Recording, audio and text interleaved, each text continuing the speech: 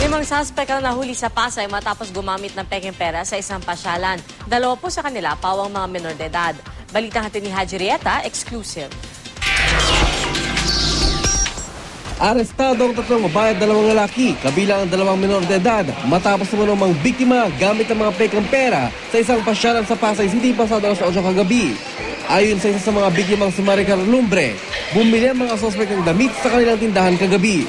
Hindi raw agad ang hinalang tindera sa mga sospek dahil mukha naman daw silang hindi gagawa ng masama.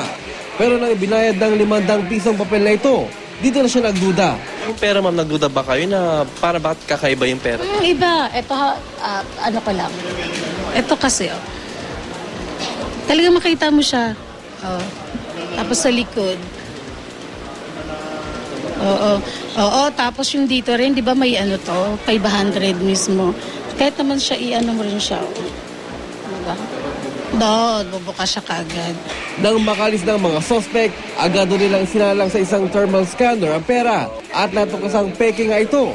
Kaya naman agad nilang ipinahuli ang 5 sa security guard at dinala sa presinto.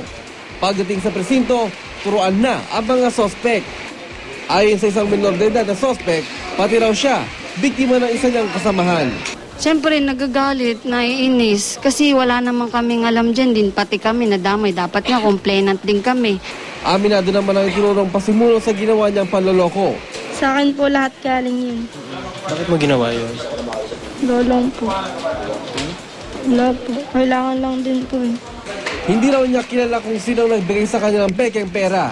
Nasa 6,000 piso ang halaga ng pekeng pera na nakupiska mula sa mga sospek. Sa mga tindera, kunwari, kailangan i-check muna nila kung talaga bang tunay or hindi. Kasi katulad nito, matcha-charge to sa tindera, hindi, sa tindera to matcha-charge. Kawawa naman sila.